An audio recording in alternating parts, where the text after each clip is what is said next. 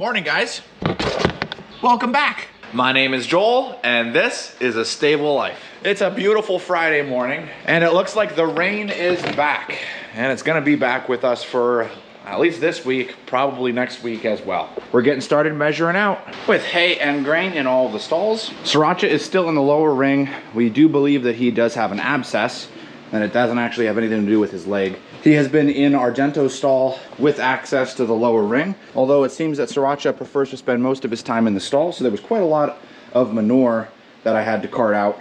So the stall is all cleaned. So now the barn's clean and ready for the horses to come in. And I'm sure they're pretty excited to come in. Now looking at the horses, you'll notice that some of them have sheets on. As I mentioned in the most recent video, yesterday, as you guys saw, was a little on the cooler side, and it was raining and it was below our threshold where the wimps would be cold.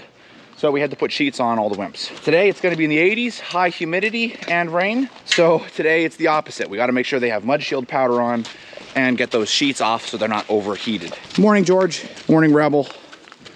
Good to see you guys. Not to mention, of course, we have our scratches, rain rot, all that stuff we're looking for as well. Hey, William. Hey, Roni. Hey, Champ. Hey, Jack. Don't worry, boys. I'll get you grain in a moment, okay?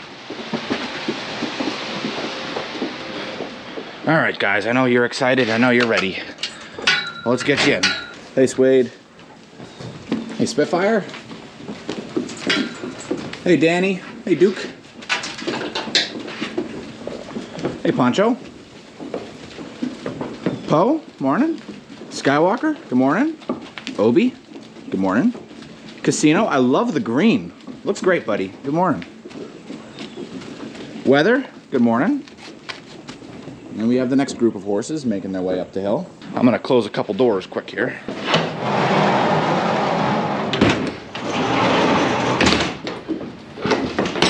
Hey, Gavin. Hey, Archer. Hey, Tucker. What's up, big guy? Hey, Samson.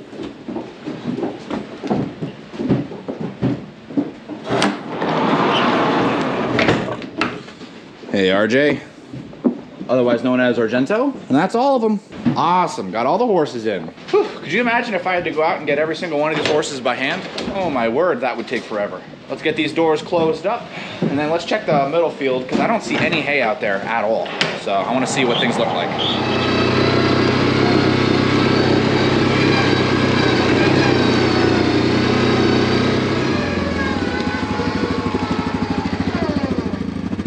They definitely need a new round bale. All right, I'm gonna go open up the gate. Where do I want to take the road? Then I don't have to do any gates. Well, I got Leia. We'll take the gates. Leia likes to go with me when I take the tractor to go get anything. So if I take the road, then she gets all worried and concerned back at the stable. So better for me to take the gates. That way Leia can come with me. Now this row right here is all second cutting hay, and these rows are all from the hay farm. And this bale, as you can see, got a rip on it when they were pulling away. So we're gonna take this bale so that it's not spoiled, and we're gonna feed it. We just discovered that rip. So this is second cutting hay. I'm saving the second cutting hay until after we finish all of the hay farm hay, because this hay was past its prime. This hay is very good. And then we still have first cutting hay that we were using that we have now stopped because it's summer, and the horses are getting a lot of their feed value from our pastures. So when our pastures start holding off, we're gonna start mixing that first cutting in with the rest of our hay that we're feeding so that the horses have a good, healthy, balanced diet.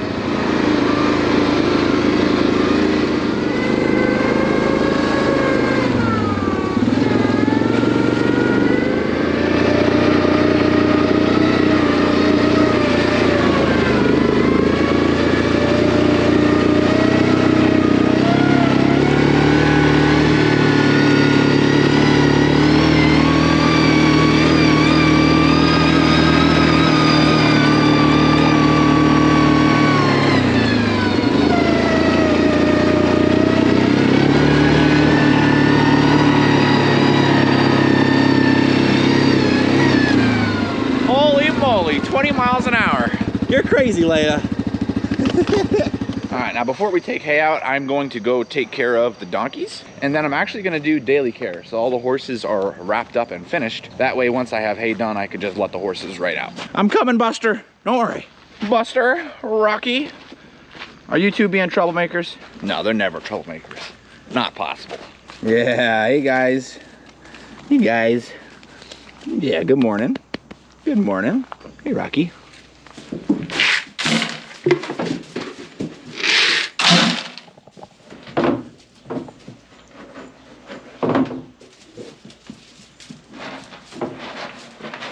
Every single time. Oh, those two are something else. I think I've said that so many times about those donkeys, but it's true, they really are. Okay, so for first order of business for daily care, we've got all of our supplements, but I know you guys are probably just as curious as I am. How's Champ's eye doing? Let's take a look. Oh my goodness, it's beautiful.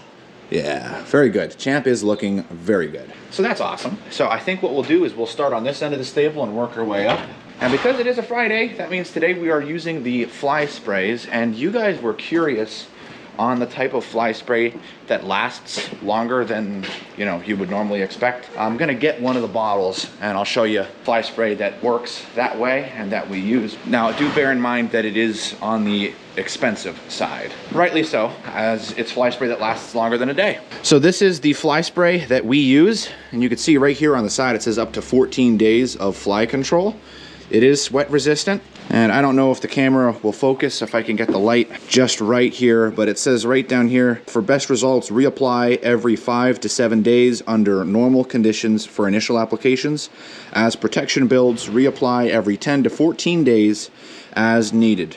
Also, reapply each time animal is washed or exposed to heavy rain. So that's why you notice that instead of doing the 5 to 7 days, we do it every Monday and every Friday, because it's been crazy and we have been getting nonstop rain. We like the horses to be protected. So some of the clients like to use that fly spray. Other clients like to use a more natural herbal fly spray. Those need to be applied every single day. It's up to the client's preferences. So that's why we have different fly spray measures for different horses. So there you go, I hope that answered your question. Now it's time to give Sriracha some butte. So we're here with Sriracha. Now Sriracha needs 5 things done to him this morning in order to provide for his daily care. So the first thing that we're gonna do is get that sheet off. 2 clips under the belly, 2 clips behind the tail, or in Sriracha's case, it is a tail strap that is not unhooked. Loads of different ways for you to take a blanket off a horse. This is how I do it. Over the back. Off the head. Okay, now that his blanket is off, the next thing we're gonna do is put some fly spray on. That's number 2.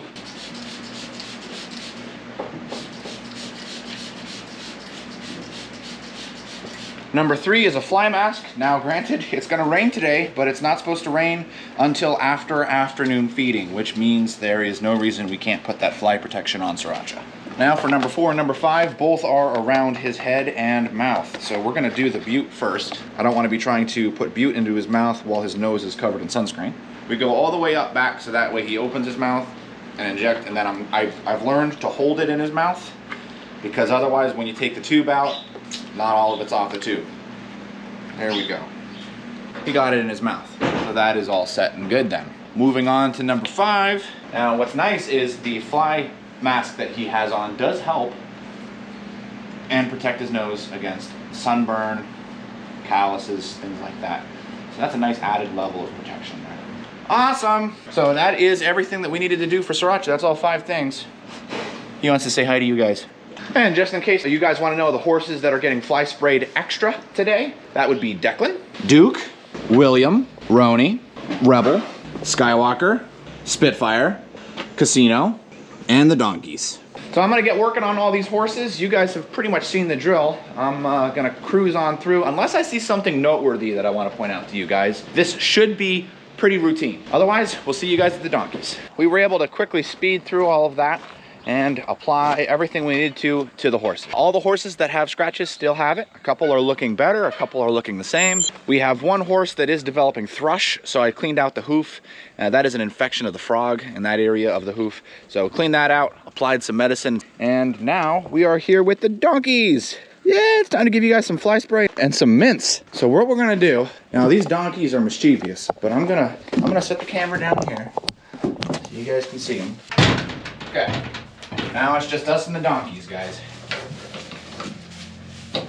Now they know I'm opening the treat box. There you go. I hope you guys can see this. There you go. One for Buster, one for Rocky. Good boys. Okay. Gonna fly spray Buster. It's all right, buddy.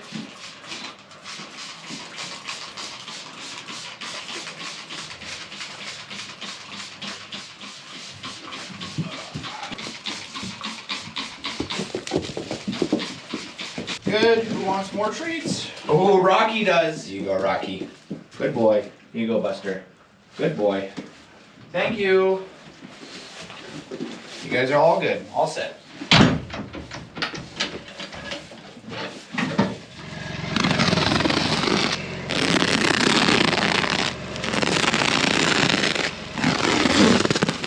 Not bad. It's definitely a little bleached, but if we let that go another month, we might not have been able to use it. I'm glad that we're able to get it and let the horses make the most out of it while they can. Well, what do we have to say, gentlemen? You're all ready to be turned out?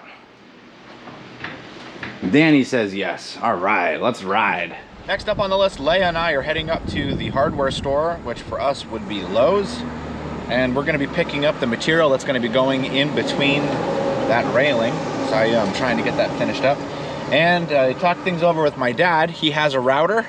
So I've never used a router in my life, but he gave me some tips on what to do and how to use it. So I think we're gonna give that a shot. Add a nice flavor, a nice touch to the handrail.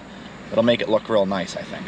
It's already 1 o'clock, so I think probably I won't have the time to finish it today, but I might be able to get everything routed and then maybe get it started.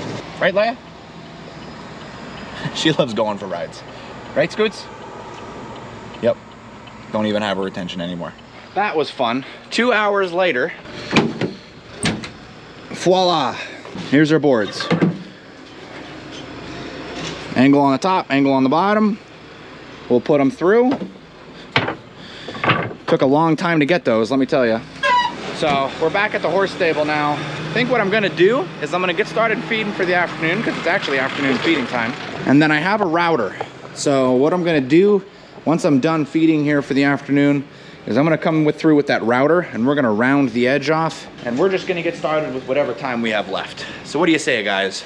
Let's get started feeding for the afternoon. Now, when it comes to measuring out feed for the horses, you guys know that in the mornings, we do a lot of work with the horses themselves. This is when we're putting all of the ointments, all of the medications. It's when we're doing everything we can to combat rain rot, scratches, and other things. So in the afternoons, to balance out our day, we have all of the supplements. Now, you guys have seen this, and a lot of my longtime viewers know that this is a very big part of afternoon feeding. But I haven't showed this in depth, actually, for a very long time, and a lot of you have joined the channel since then. So what I'm gonna do is I'm gonna set up the camera, I'm gonna put things in, and you guys are gonna see just how many supplements are going into all these horses' feed.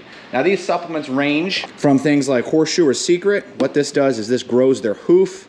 Flex Max, this helps their joints, helps them move, to electrolytes, to certain mixes of those same different supplements. All the way up to antibiotics and different vitamins. So there's a wide range of medicines here. And some of these horses are probably on more medicines and supplements than even you are. Let me know down in the comments below your thoughts on this, and we're gonna go ahead and get started. That's it. Turtles. He got stepped on by one of the horses. Crazy. It was like 4 o'clock in the morning. That's what I'm working. Oh my. In case you're curious, the donkeys get the exact same grain. He's so happy.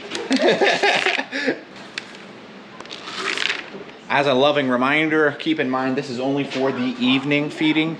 They also get the morning feeding, so this is only half of the grain they receive per day. Not to mention they've been out eating grass and hay all day. So this isn't only what they eat. This is just a very concentrated amount of vitamins, nutrients that they need, as well as a reward for them coming in our barn, going right to their stall, and making things so easy for us for bringing them in, checking them out, making sure they're good. That's why they're always waiting for us when we get here, ready to come into the barn. That's why the whole herd comes in, and that's how they know exactly where to go to their stall. It's a great process that's been tried and true for over 30 years. Now this right here is a prime example. None of them are actually ready to come in for our stable right now. I ended up getting a little bit of help feeding, and it's only 3:30. Usually we're letting them in a little bit after 3:30, closer to 4 o'clock. So they were all chilling down there, not making their way up to the barn. All I had to do was call a couple times, and now they're on their way. Why? Because they know when they hear my voice and they hear me yelling, they're not coming to go do work. They're coming, they're gonna get some good food, they're gonna get a good treat, and then they're gonna get turned back out into the other pasture. They remember that because that's the routine. That's what happens every single day. Some of them take a little bit longer to come in than others, but for the vast majority of the herd, all I had to do was call, and you can see every single horse is on their way. Some galloping, some walking, some contemplating whether or not they should come in, but making the way regardless, because that's what the whole herd's doing. Hey, Suede. Hey, Obi. Neat little fact for you. We have lots of problematic horses, and one of them is Duke. He's the third horse that's coming in, and what he's going to do is he's going to go into William's stall. And I was about to close William's stall when I noticed that Argento's stall was still opened. So now I have it the way it should be. Hey, Obi. So I'm just going to stand right here. Will be a good deterrent. Push Duke to his stall. See, Duke knows that there's grain in every single stall, and he also knows he'll get in trouble. But he's smart enough to know that if he gets in here fast enough, he can get a bite of grain out of someone else's feed before he has to go and eat his feed. Because once he eats his feed, it's all gone. He knows he doesn't get any after that. Just closed Spitfire's door, and what do we have here? The big field herd is making their way up to the gate right now. Alrighty, guys. Middle field's all in, so now we're letting in the big field. Now, we don't have as many issues with the big field simply because of the volume of horses coming in. They don't really have any opportunities. There's a lot going on, so they try to focus on just going to their stall. So we're gonna follow the initial herd here, and you can see, watch them all as they peel off to their stalls.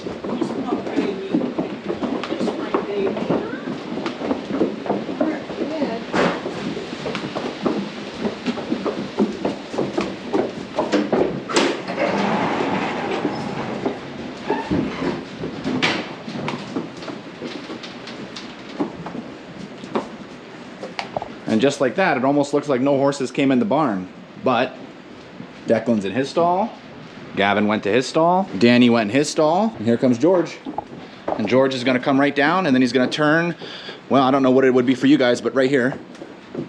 Couldn't tell right now. I think for you guys it'd be left. Oh, he's stopping. Come on, George. Here comes Champ. Same thing. And there's Archer. Sorry about that, my camera is getting too hot, shut itself down on me, but Champ went in, Archer's in. So that's everybody. Close every single door. I usually just edit that part out because it's pretty much the same thing. Other than Declan, we hook up the gate because he will not come through this chain, but if you put the full door on, then he's banging and kicking and hollering on it. Same thing for Gavin, except for Gavin, it's a matter of cribbing. Different things with horses, but you learn their personalities and you work with it. Feeding is all wrapped up and all of our horses are turned out. And now I am going to see what I can do when it comes to routing. I have never run a router in my life before. My dad has it all set up for me and he told me to do some practice runs on some boards. I've got the router. He already got the bit installed for me. We're gonna learn. To be honest with you guys right now, I don't even know which way is forward, so let's get that figured out first. Okay, now I know which way's forward.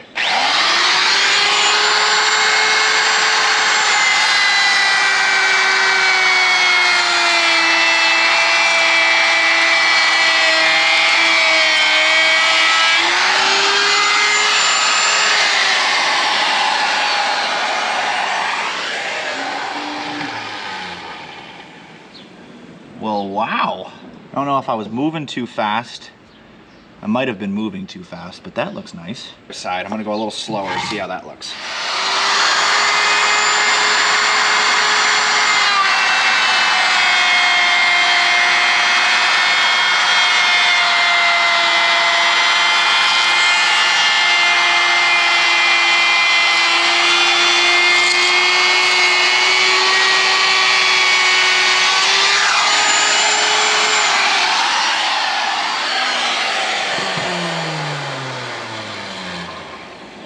Wow. That looks pretty awesome. Okay, so I've been playing around with different heads and sizes and everything, and I've settled in that this is what I'm looking for right here. I don't know if the camera's able to pick up how smooth this is.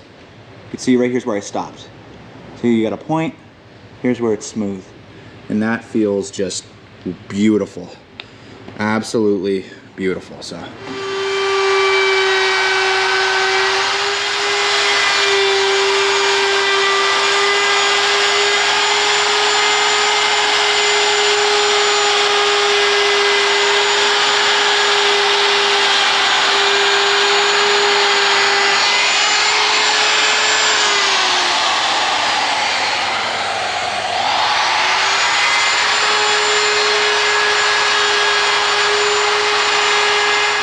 That's nice.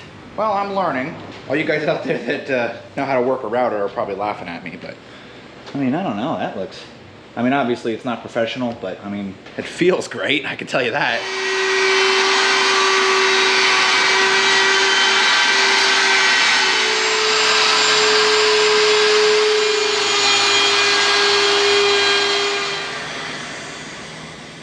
Whew. Wow, that feels so good. Well guys, I'm sure some of you probably would have went with a different design, but this just, I really love what it did to the corners, and it feels so smooth. It feels like something you want to put your hands on versus something you don't. And that's what I wanted. And it just looks, just flows, you know? I really like it. Did that with the stairs too. Really sharpened everything up. Looks good. Megan showed up after finishing up work, and she is cleaning up after me.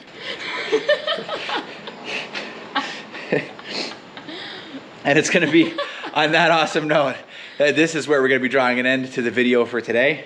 If you haven't, don't forget to hit that like button and subscribe. And as always, we'll see you in the next one.